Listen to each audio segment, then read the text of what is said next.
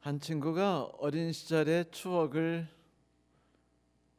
이야기해 줬습니다. 하루는 그 친구가 이제 밖에서 놀다가 집으로 뛰어 들어갔는데 아버지께서 무언가에 열중하고 계셨어요. 아빠, 지금 뭐 하는 거예요? 무선통신 몰스 부호를 공부하고 있단다. 왜요? 아빠는 무선통신에 관심이 전혀 없으시잖아요. 아니야, 이젠 관심이 생겼어. 너 저 길 끝에 커다란 안테나가 달린 그렉 스미스 아빠 알지? 네. 그 사람에게 다가가려고 노력해봤는데 나하고는 도대체 말을 섞으려고 하지 않더구나. 알아봤더니 그 사람이 관심을 갖고 있는 건 딱 하나, 무선통신밖에 없대. 그래서 어떻게 무선통신을 조작하는지 배워서 그레그의 아빠에게 접근해 보려고 한단다. 그 친구의 아빠는 그레그의 아버지에게 다가가는 다리를 놓기 위해서 많은 시간과 공을 들였죠. 그리고 그가 그 그레그의 아버지를 향하여 놓는 다리는 바로 무선통신이었습니다. 6개월 뒤 그레그의 아버지는 예수 그리스도를 영접하셨다고 합니다. 친구의 아버지가 했던 일, 그것이 바로 우리가 관계의 동심원에 가까이 가는 다리를 놓는 것이죠. 성도 여러분, 우리는 하나님과 나와의 그 무너진 관계를 수복하기 위한 많은 것들에 대해서 함께 공부했습니다. 설문을 작성하는 법을 함께 공부했고, 그리고 상대방을 위한 중보 기도를 드리는 법에 대해서 많은 시간을 같이 이야기를 나눴습니다. 만일 하나님께서 언제나 어디서든지 우리를 마음껏 사용하실 수 있도록 우리를 내어드린다면 이제는 사랑으로 사람들에게 다가이 가고 그들을 향한 염려와 배려를 보여주면서 그들에게 다리를 놓기 시작하는 일이 필요한 것입니다. 자, 다리를 놓는다는 것이 무엇일까요? 그것은 단절된 두 세상 혹은 단절된 두 사람이 있을 때 한 사람이 다른 사람에게 다가가고 싶고 그 사람과 함께 생활과 삶에서 많은 것들을 함께 나누기를 원한다면, 그리고 그 기쁨을 느끼기를 원한다면 무언가를 그를 향하여 깔아나가는 것을 말하는 것이겠죠. 내가 다가가고자 하는 바로 그 사람의 삶에 하나님께서 하고자 하는 그 사람에게 절실하게 필요되는 혹은 그 사람이 인식하지 못하는 간절한 필요가 채워지기 시작할 수 있습니다. 다리를 놓는 것은 그 사람의 삶에 그리스도라는 필요를 채워줄 수 있는 것이에요. 다리를 놓는 것은 그 사람의 영혼의 쉼을 제공할 수 있도록 성령께서 가까이 가게 해주시는 길을 닦는 것입니다. 어쩌면 그것은 부드러운 손길이며 따뜻한 미소일 수 있습니다. 어쩌면 그것은 방법을 찾는 고민이고 다가가기 위해서 고민하면서 만드는 음식이고, 그리고 봉사이며, 그리고 내가 무언가 전달해주는 정보이기도 하죠. 성도 여러분, 잊지 마십시오. 하나님의 종이 된 우리는 항상 사랑하고 누군가의 필요를 채워주는 일로 섬기는 사람입니다.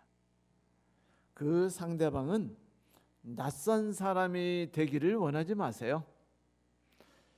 낯선 사람에게 전도하는 것은 그것도 멋지지만 상대적으로 가까운 사람과 하나님의 덕을 누리고 그 놀라우심을 함께 경험하는 것보다는 가치가 덜하다는 사실을 잊지 마십시오. 가장 가까운 이에게 전도하세요. 가장 가까운 이에게 다가가세요. 가장 가까운 이에게 마음을 여시고 가장 가까운 이에게 섬기려고 나가가십시오.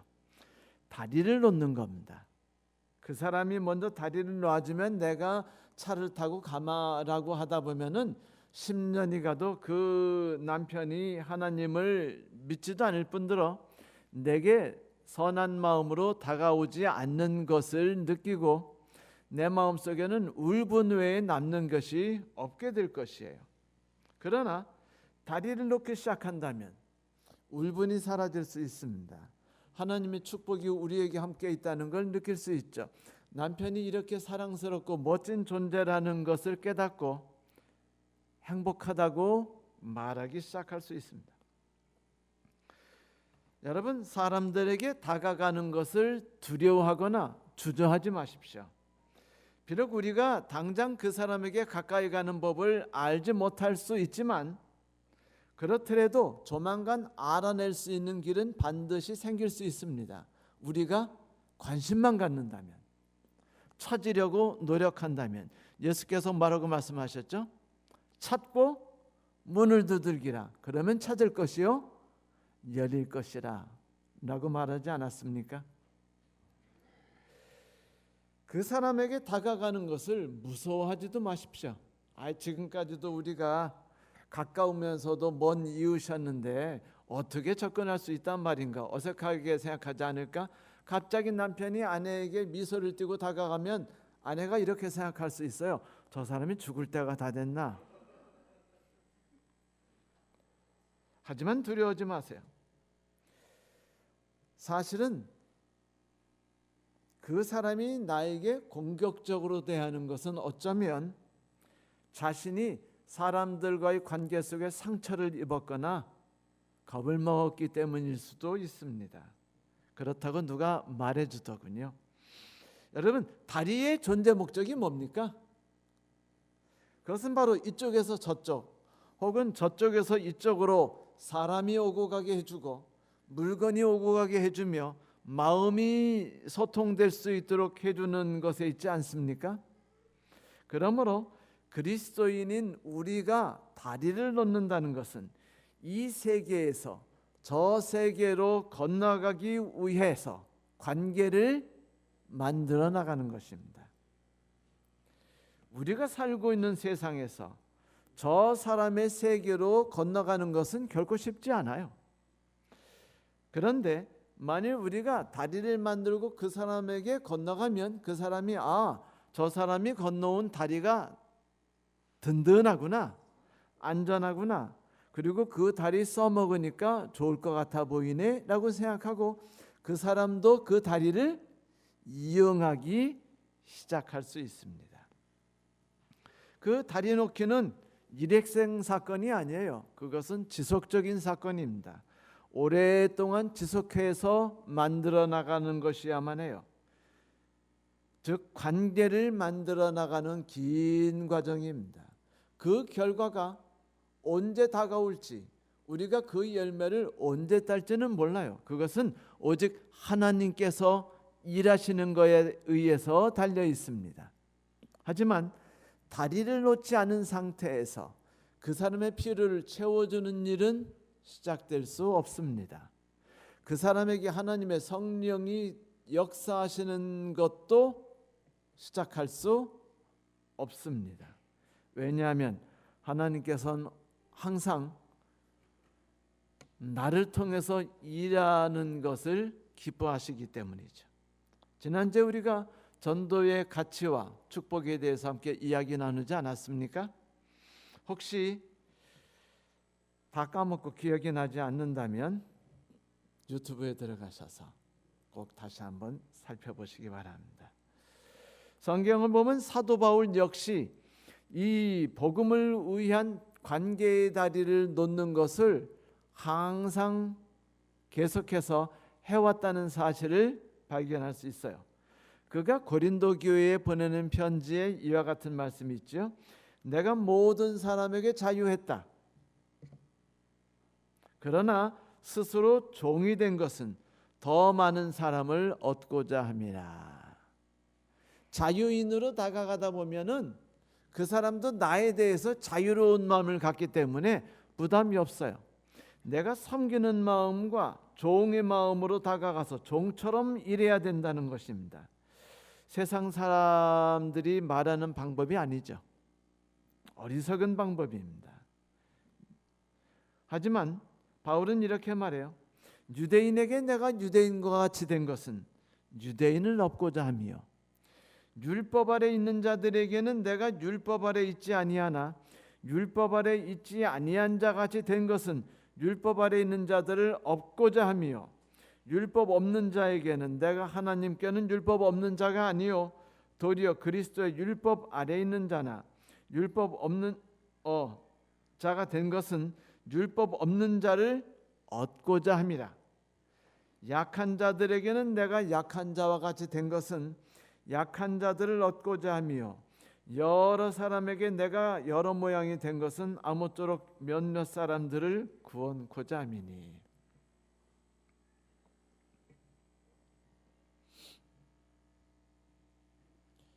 제가 이 말씀을 읽으면서 곰곰이 생각해 봤어요.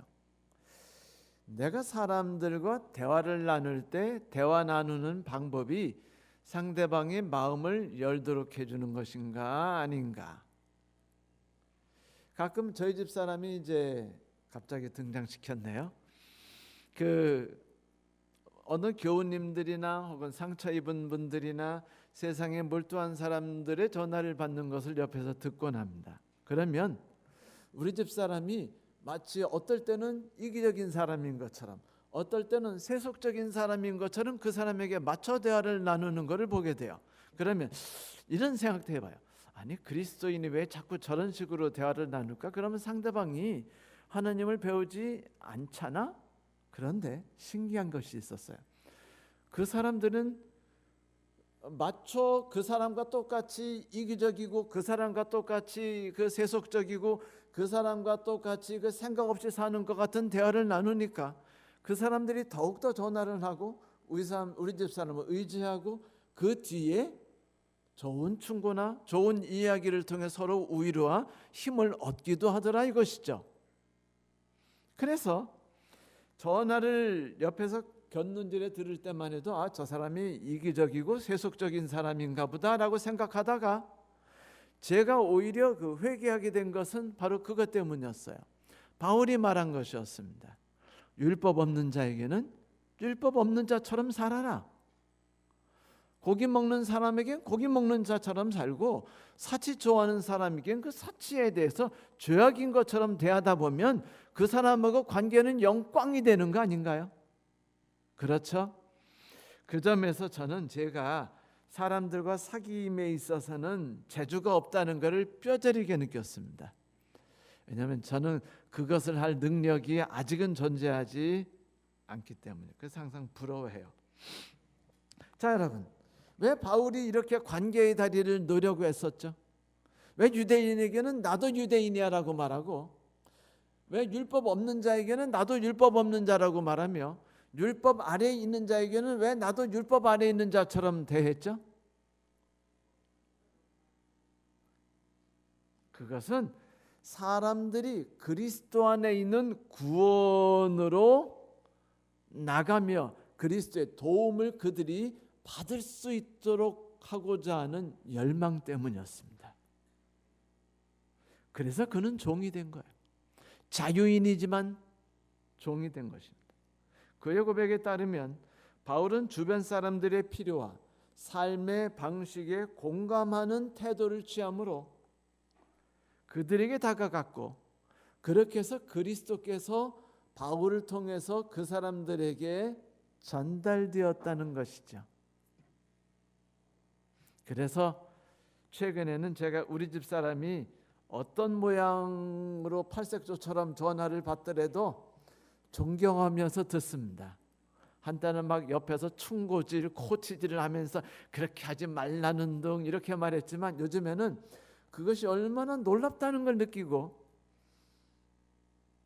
존경하는 눈초리를 뿅뿅 보내죠.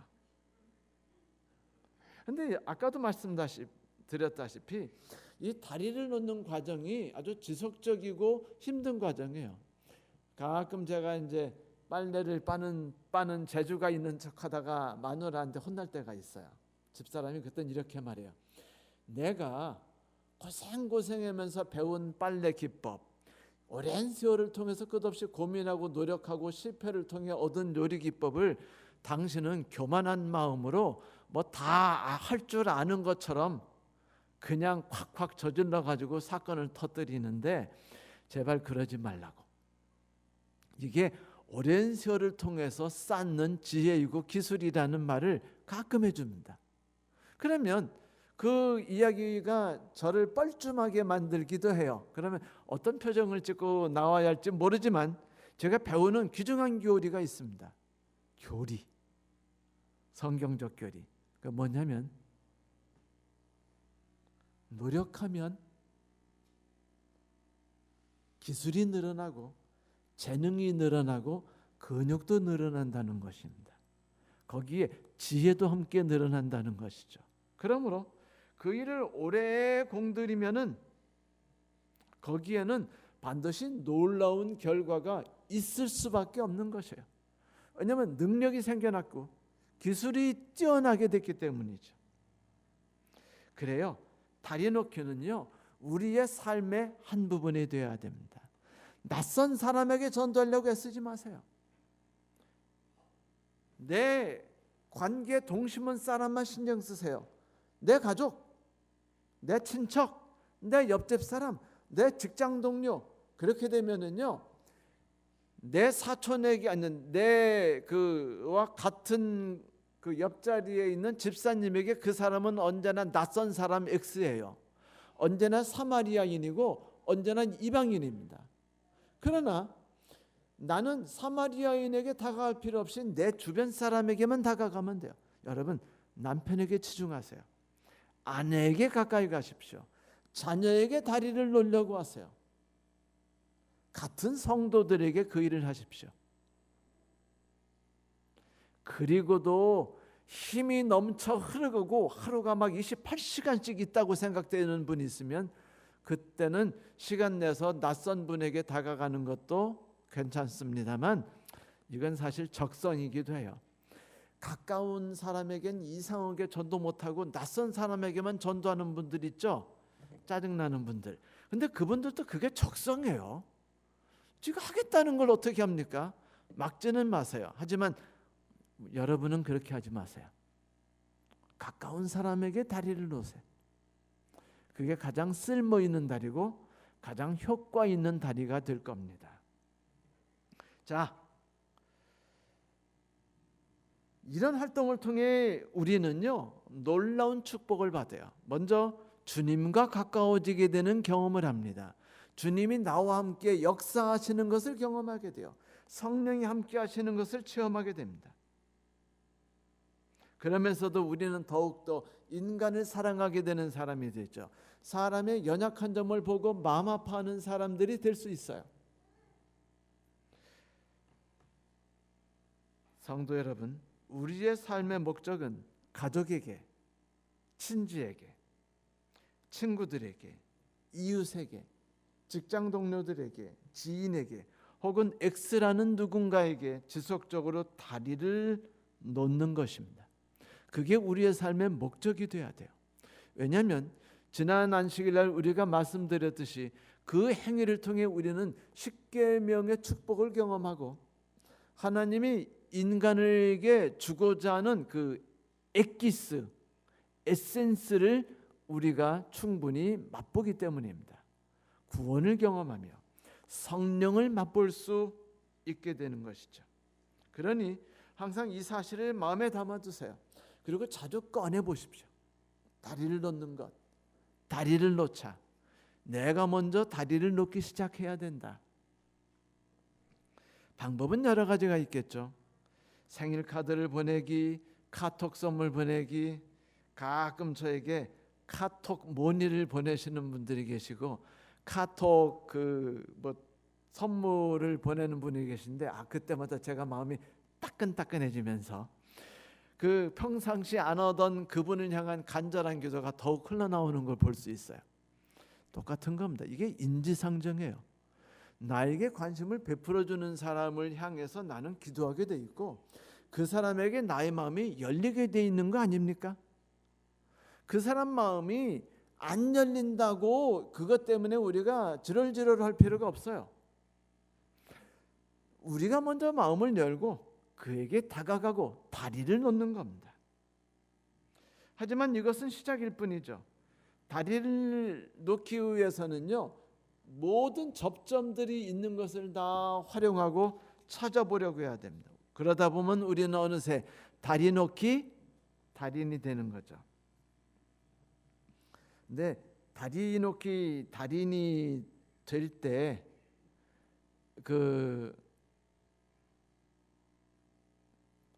이것이 언제든지 도움이 되지만은 그렇더라도 전문적으로 서로 간에 이야기를 나누고 기도 특공대원들끼리 방법들을 논의하는 것은 매우 도움이 될 겁니다. 도움이 필요한 사람들은 반드시 있어요. 하나님을 온전히 신뢰하지 못한다면, 하나님을 알지 못한다면 그 사람에겐 정말로 도움이 필요한 겁니다. 그 사람들에게 접점을 찾아보려고 시도를 해보세요. 어떻게 하면 내가 이 사람을 어루만질 수 있을지 생각하세요. 접점이었으면 만들면 됩니다. 처음엔 막막해서 무엇을 어떻게 해야 될지 모르죠. 우리가 처음 영어 회화를 시작할 때도 그랬어요. 그런데 배우고 하고 드라마를 보면서 따라하고 책을 읽고 그리고 사람들을 만나다 보면 시간이 지나고 노력을 기울이다 보면 어느덧 우리가 말하게 되는 걸 느끼게 되고 들리게 되는 것을 느끼게 되고 즐기게 되는 것을 맛볼 수 있지 않습니까? 다리를 놓는 것도 똑같아요. 관심을 두고 기도하고 시도하고 또 시도하고 방법을 강구하고 실패했으면 또다시 왜 실패했는지를 찾아보다 보면 결국 방법은 만들어지게 되어 있습니다. 관건은 상대방이 관심을 가질 만한 주제와 대화와 문화를 함께 나눌 수 있도록 내가 준비하는 것이죠. 대화로 다리를 놓는 일의 가치에 대해서는 그 데일 카네기만큼 많은 글을 쓰신 분이 드물 겁니다. 데일 카네기는 그의 책 인간관계론에서 Talk in terms of the other person's interest, 다른 사람의 관심사의 관점에서 대화를 나누라 라는 챕터에서 시어도어 루즈벨트 대통령의 경우를 빌어서 재미난 얘기를 해줬어요. 시어도어 루즈벨트 대통령을 방문한 사람들은 항상 이 사람들이 해박하고 다양한 지식을 갖고 있다는 것에 놀라워했습니다. 그의 방문객이 목동이든 정치가이든 외교관이든 루스벨트는 그 사람이 관심 있는 주제에 대해서 너무 많이 잘 알고 있었어요. 그래서 어떻게 하면 저렇게 박식할 수 있을까 사람들이 궁금했습니다. 그런데 루스벨트 대통령이 어떤 직업을 갖고 있는 사람에게도 상대방의 관심사에 맞춘 풍성한 그 지식을 갖고 있었던 이유를 알고 보니까 너무 간단했어요. 그 사람이 탁월한 능력이 있어서가 아니고 천재 플러스 천재였기 때문에가 아니라 그분이 찾아오신다 그러면 그분에 대해 미리 살폈습니다. 가족관계, 그 사람이 좋아하는 관심사, 그 사람이 대화를 나누기를 좋아하는 것들을 알아본 다음에 전날 미리 준비를 해가지고 밤새도록 책을 읽었대요.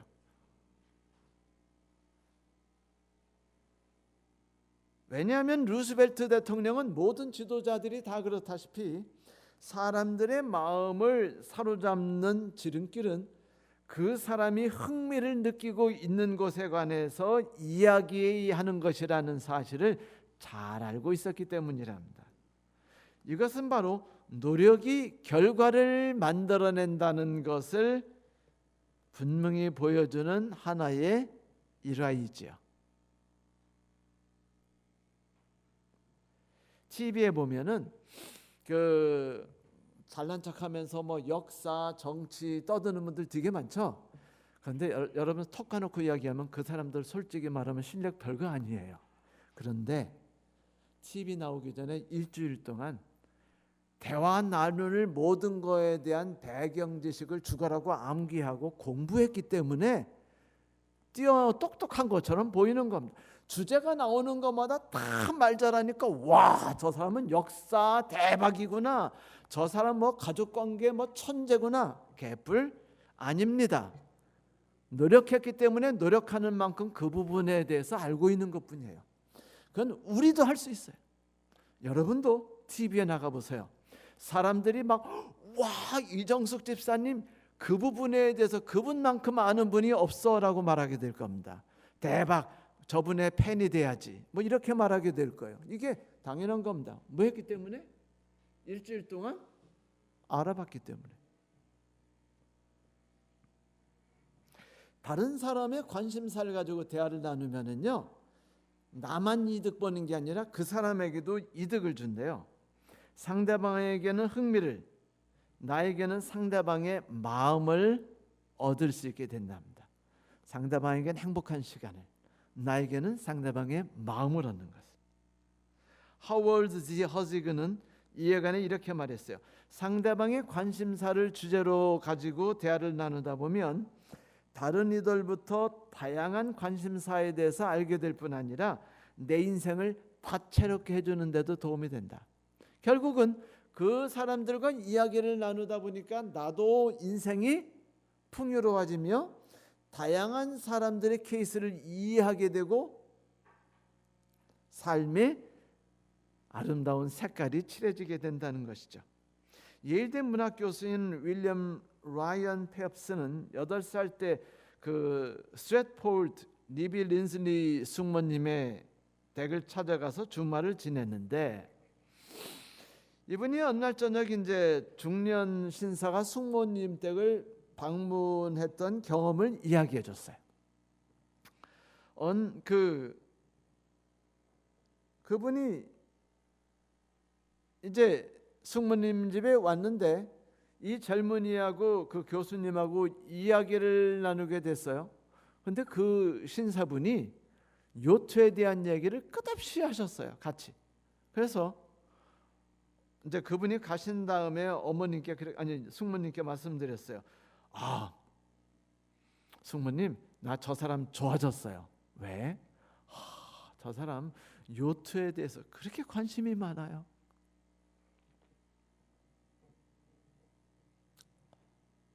그랬더니 숙모님 말씀하시기를, 너 모르지? 그 사람 요트에 대해서 관심 하나도 없는 사람이야. 뭐요?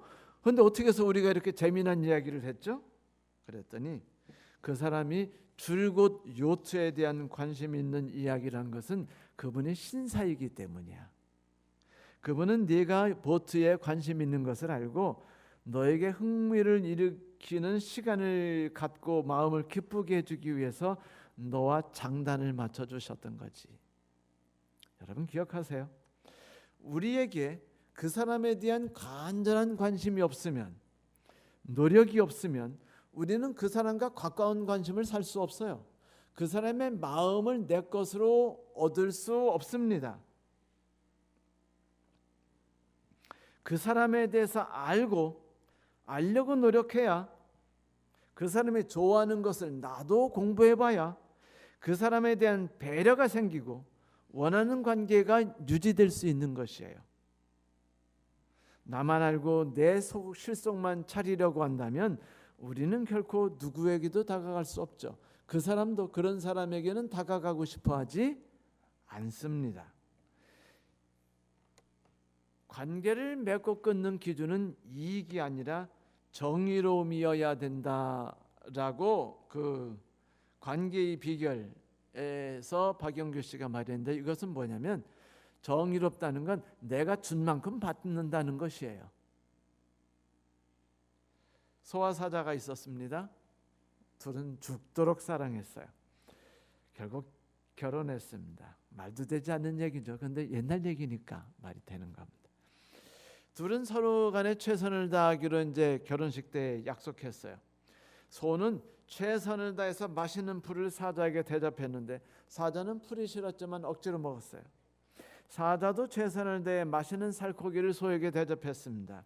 소도 괴로웠지만 참았죠. 그런데 사람이 참기만 하는 데는요 한계가 있어요. 결국 둘은 더 이상은 사랑이 모든 것을 다 덮어줄 수 없다는 걸 깨닫게 됩니다. 그리고는 결국은 그 유명한 연예인들이 말하듯이 성격 차이로 이혼하게 됩니다. 그때 성격 차이로 이혼하게 될 때 그들이 한 말이 뭔지 아십니까? 나는 최선을 다했습니다. 네, 최선을 다했죠.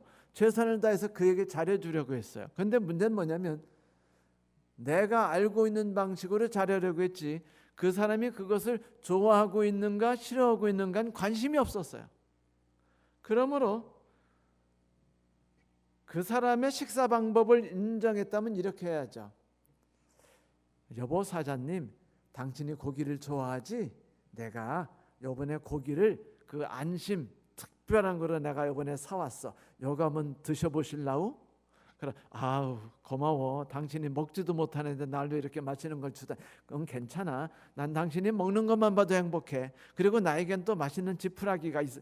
그러면 이 남편 사자가 그냥 아내가 먹기 좋아하는 지푸라기를 구하려고 사방팔방을 쏘다니게 돼 있는 거예요. 서로가 차이가 있다는 것과 다른 사람이라는 걸 깨닫고 상대방의 관점을 이해해주고 존중해주고 배려해주는 것들이 필요하다는 것이죠. 이것이 다리를 놓는 거라는 겁니다. 어떤 방식이든 어떤 삶의 자세를 가지고 나가든 우리는 그들에게 하나님께서 접근해서 우리를 통해 일하실 수 있도록 다리를 놓아야 됩니다. 성도 여러분, 이것은 분명한 진실이에요. 진리입니다. 변할 수 없는 진리입니다. 그러므로 삶의 관심을 그들에 대한 삶의 관심을 가지려고 노력하십시오. 기도 목록과 그들에 대한 설문지 교회 뒤에 놓여 있죠. 그 용지에 그들의 이름을 적고 그들에 대해 적을 때 기도하세요. 그리고 살펴보세요. 뭐가 필요한가? 그리고 적으세요. 그리고 그걸 놓고 기도하세요. 그리고 구역반 모임에서 그걸 놓고 서로 간에 기도하시고 기도를 요청하세요. 그리고 뭔가 접근하는 일을 해보세요. 그러면 하나님께서 환경을 만들어주기 시작할 것입니다. 여기에서 우리는 하나님이 역사하시는 것을 맛볼 수 있게 돼요. 오직 이 길만에 하나님이 함께 하실 수 있는 길입니다. 다리를 놓기 위해 내가 사용되어질 도구가 되게 해달라고 중보기도를 하십시오. 구체적으로 무언가 그들을 위해 다리 놓는 일을 시작하십시오. 그것을 하지 않은 채 영혼을 주십사 하고 기도하는 것은 가장 어리석으며 가장 죄악적인 행동일 수도 있습니다. 사람들을 만날 때는 그들의 관심사가 뭔지를 알아야 돼요. 남편의 관심사가 뭔지를 알고 그 관심사에 맞춰 나갈 줄을 알아야 남편 전도회 때 남편을 끌고 올 수 있죠. 그냥 전도회 때 교회 가자니까라고 아무리 해봤자 옷이 찢어질지라도 안 따라와요. 그러지 마세요. 남편이 좋아하는 것부터 챙겨주시고 좋아하는 얘기를 들어보려고 하고 좋아하는 얘기에 대해서 말해보면은요, 왜 교회를 안 오겠습니까? 우리 남편은 고집이 세서요. 고집이 센 게 아니라 내가 접근을 하지 않은 거겠죠. 그 무선 통신에 대해서 공부를 시작했던 지미 아버지처럼 다른 사람에게 다가가기 위해선 내가 알지 못하더라도 그 사람이 좋아하는 것에 대해서 파고들 필요가 있습니다. 여러분, 접점은 많은 것들이 있어요. 우리가 활용할 수 있는 접점은 다양합니다. 그 사람의 기뻐할 수 있는 건수가 생겼어요. 딸이 합격했습니다. 그 사람이 좋아하는 취미가 있어요. 맨날 수요일만 있으면 어디로 사라지는데 알고 보니까 탁구를 치러 가네요. 그 사람 아들이 이번에 결혼한답니다. 그 사람 친척 중에 한 분이 사망한 이후에 가슴 아파합니다. 제가 화요일 날 언뜻 그 말씀을 드렸었지만 며칠 전에 이길자 집사님을 찾아갔을 때 이야기 꼭 해드리고 싶어요. 이길자 집사님이 하신 말씀이 있었어요.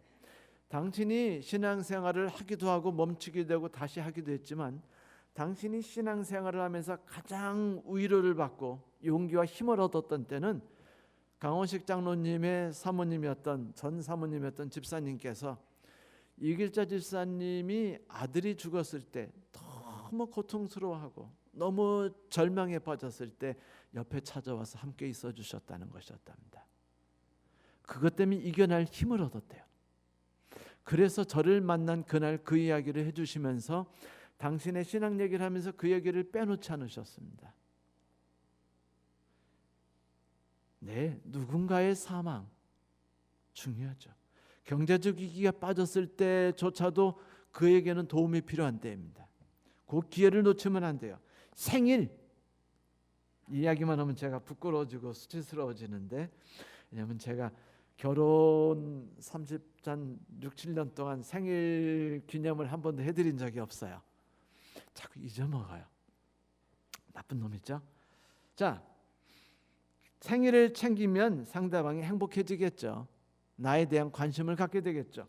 상대방이 갖고 있는 슬픔, 그리고 내가 주는 친절과 사랑의 행위들, 조그만 행위들, 그리고 좋은 일 있을 때 축하하는 것들, 이런 것들은 다 접점입니다. 그것이 활용되래요. 이것들을 가지고 다리를 놓기 시작하는 겁니다. 하나님이 그 사람이 그 피를 채우기 위해서 나를 사용하시는 건 그 다음 얘기예요. 이 다리를 놓기 전에 그 일을 하려고 하지 마세요. 먼저 다리를 놓으십시오. 접점을 활용하세요. 유대인과 만났을 때 이야기를 이 톰슨 목사님이 해주셨습니다. 오래전에 휴스턴 모텔의 안네데스께서 일하는 유대인을 만났대요. 그래서 물었답니다. 그분이 물었대요. 어디서 일하십니까? 그랬더니 저요. 저 아래에 있는 침례교회 임시 목사로 있습니다. 그러니까 그러시구나. 저는 유대인입니다. 그러니까 침례교회 목사님 톰슨 목사님 그러시군요. 저도 유대인입니다. 거짓말을 했죠.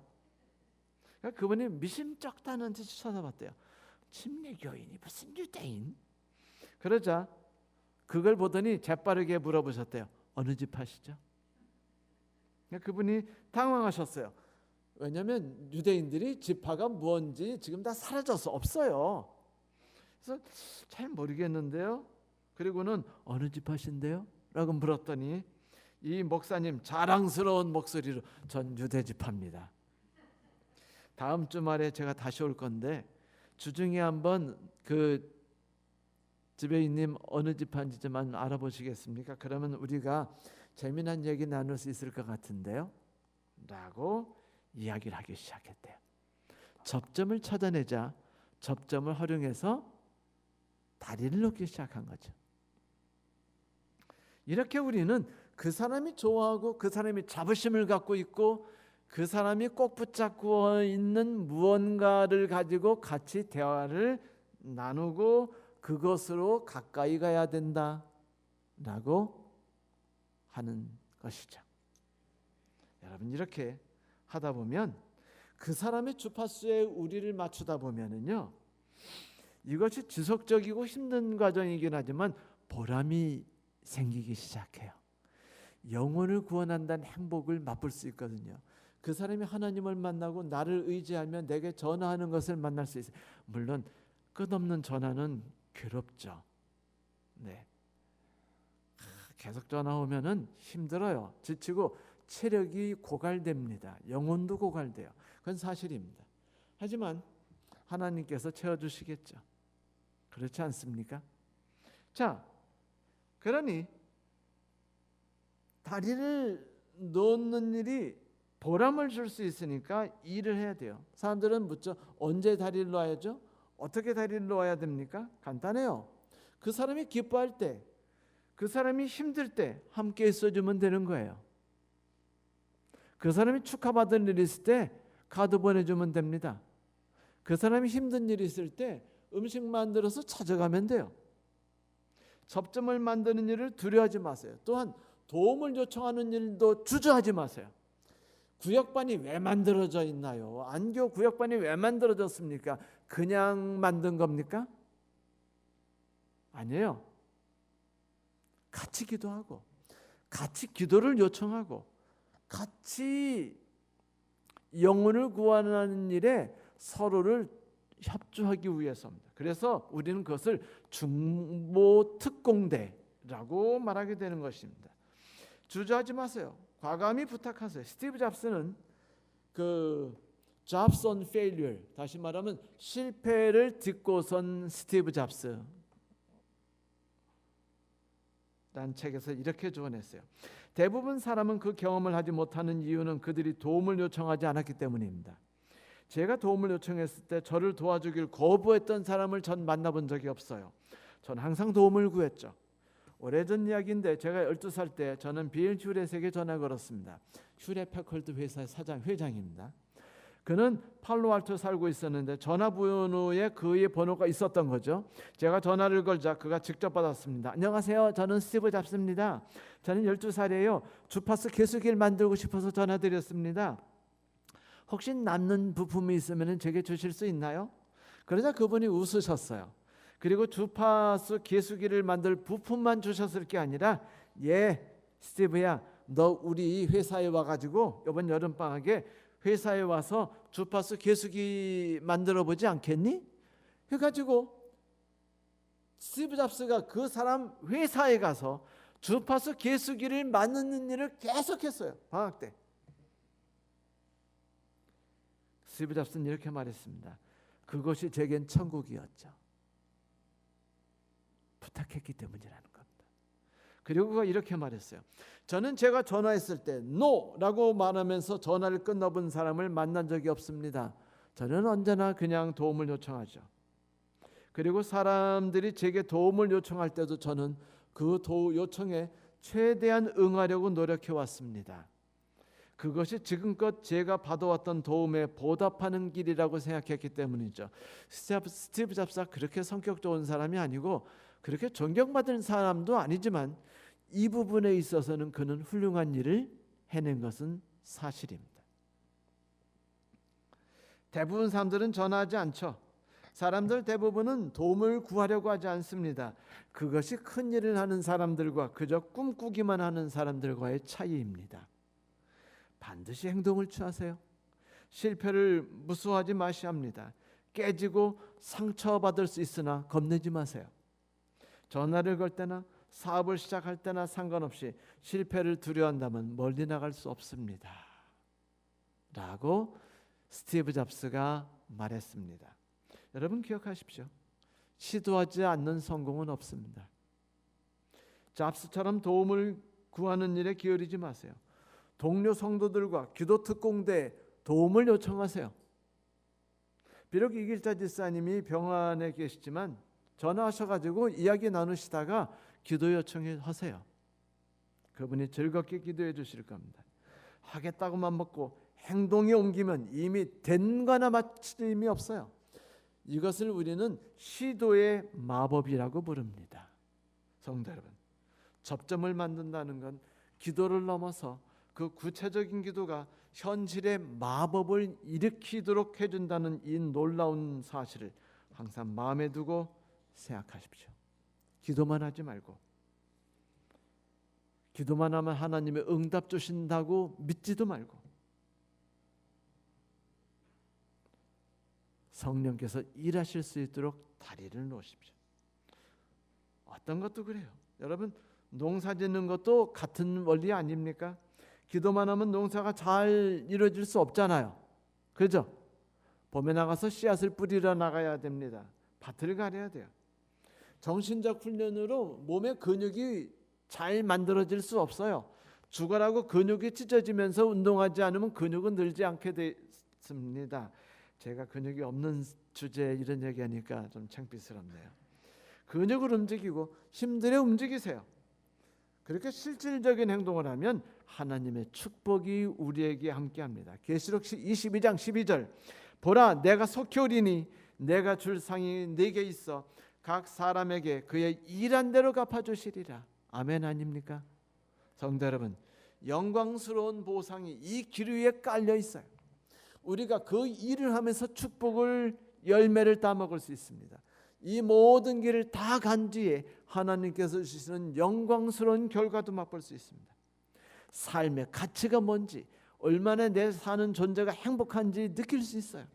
아이를 낳은 엄마만이 생에 대한 강렬한 열망과 가치와 기쁨을 맛보지 않습니까?